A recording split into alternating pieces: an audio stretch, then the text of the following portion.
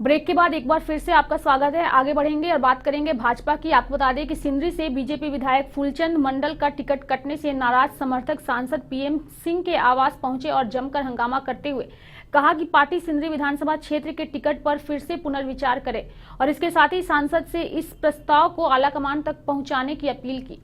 इसके साथ ही उन्होंने ये भी कहा कि अगर इस सीट पर पुनर्विचार नहीं किया गया तो पार्टी को यहाँ से नुकसान उठाना पड़ सकता है। सिंदरी विधानसभा के आए थे, बहुत से प्रमुख कार्यकर्ता भी थे।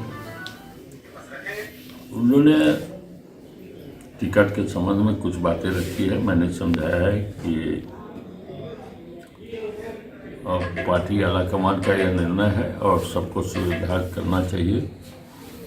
सबको मिलकर बड़ी चुनौती है। एक तरफ महागठबंधन है और दूसरे तरफ चुनाव को लड़ना है। सबको मिलकर भारतीय जनता पार्टी को जीतना चाहिए। काफ़ी कार्यकर्ताओं का दबाव था कि माननीय सांसद जी के पास टिकट कटने के बाद कि माननीय सांसद जी के पास हम लोग अपने बातों को रखें कि पार्टी अगर पुनर्विचार करती है तो बहुत अच्छा होगा, या कुछ अपना पार्टी किस तरह से जो है इसको हैंडल करे वो पार्टी के लिए। इसीलिए हम लोग जो है कार्यकर्ता लोग प्रेशर में थे और इसी के लिए आज जो है हम लोग माननीय सांसद जी के साथ जो है मुलाकात करने के लिए उनके घर में आवास पे आए हुए हैं। कांग्रेस में टिकट बंटवारे के बाद कांग्रेस के कार्यकर्ता काफी आक्रोशित नजर आ रहे हैं। अगर हम कांके और हटिया सीट की बात करें तो इन दोनों ही क्षेत्र के प्रत्याशियों को हटाने की मांग कांग्रेस के कार्यकर्ता कर रहे हैं। बता दें कि कांग्रेस के कार्यकर्ता कांके विधानसभा से ग्रामीण कांग्रेस कमेटी के अध्यक्ष सुरेश बैठा को प्रत्याशी बनाने की मांग कर रहे हैं, तो वहीं हटिया से कांग्रेस के प्रत्याशी अजय नाथ साहदेव को भी हटाने की मांग कर रहे हैं। और इसी के तहत कांग्रेस के कार्यकर्ता कांग्रेस भवन में धरने पर बैठे हैं और आलाकमान से प्रत्याशी बदलने की मांग कर रहे हैं। प्रदेश प्रभारी और रामेश्वर उरांव साहब के द्वारा कांग्रेस कांके और हटिया में जो उम्मीदवार दिया गया है वो एयर ड्रॉपिंग उम्मीदवार है और वह कभी भी कांग्रेस से जुड़े हुए नहीं रहे हैं। इनका हम कांके विधानसभा के प्रखंड अध्यक्ष यहाँ पर बैठे हुए हैं, वहाँ के सभी सम्मानित कांग्रेस जन हैं, हटिया विधानसभा के कांग्रेस जन बैठे हुए हैं। हमें मांग है कि इन दोनों प्रत्याशी को शीघ्र बदला जाए, अन्यथा आक्रोश बहुत ज़्यादा बढ़ गया है और यह आक्रोश पार्टी के हित में पूरे प्रदेश में बहुत खराब होगा पार्टी के लिए। जैसे जैसे चुनाव नजदीक आ रहा है, हर राजनीतिक दलों ने अपनी डफली अपना राग गाना शुरू कर दिया है। बोकारो के जेडीयू कार्यालय में कार्यकर्ता सम्मेलन में जेडीयू के प्रदेश अध्यक्ष अशोक चौधरी ने कहा कि पार्टी झारखंड के 81 सीटों पर अपने दम पर चुनाव लड़ेगी, क्योंकि यहां की जनता नीतीश मॉडल का विकास चाहती है। उन्होंने कहा कि आज तक यहां के जनप्रतिनिधियों ने सिर्फ जनता को लूटने का काम किया है। जो समस्याएं आज से 20 वर्ष पहले थी वो आज भी बरकरार है। महागठबंधन से अलग हुए वामपंथी अब 50 सीटों पर चुनाव लड़ेंगे, जिसमें कि भारतीय कम्युनिस्ट पार्टी अपने 4 प्रत्याशियों का नामांकन भी करेगी। आपको बता दें कि जिला सचिव अजय कुमार के अनुसार महागठबंधन में सम्मानजनक सीट नहीं मिलने से यह निर्णय लिया गया है।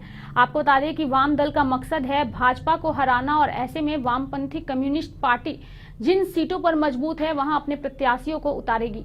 देखिए, भाकपा वाम दलों के साथ मिलकर चुनाव लड़ रही है। पूरे राज्य में भाकपा और वाम दलों का हम लोगों ने एक समझौता किया है।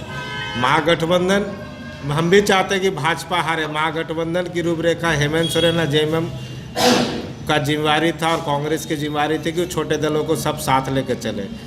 हम लोगों से भी बातचीत बीच में हुई थी। उन्होंने कहा था कि अपनी सीटों हम लोग उनको प्राथमिकता के आधार पर अपनी सीटें दे दी थी।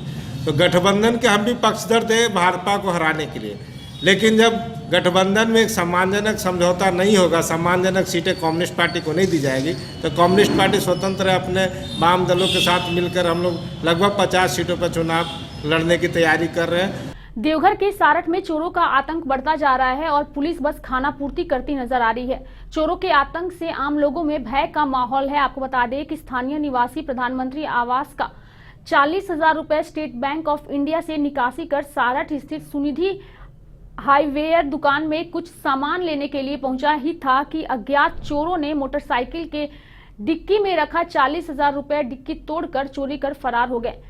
पीड़ित व्यक्ति ने चोरों के खिलाफ सारठ थाने में आवेदन देकर न्याय की गुहार लगाई। फिलहाल पुलिस मामले की जांच कर रही है।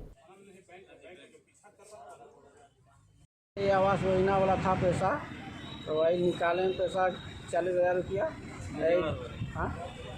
हाट दुकान गए थे, वहीं से डिक्की तोड़ के हमको ले गया पैसा। अब उसमें खाता था, ATM वाला था, या सब है इसलिए।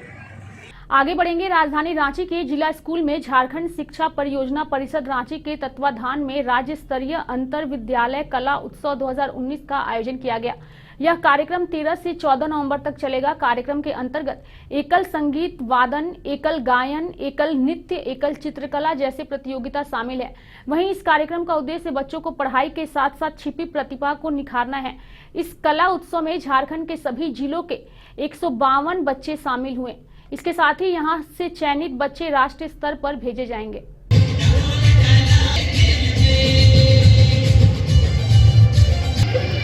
जी तो अभी के लिए बुलेटिन में फिलहाल इतना ही। मुझे दीजिए इजाजत। नमस्कार।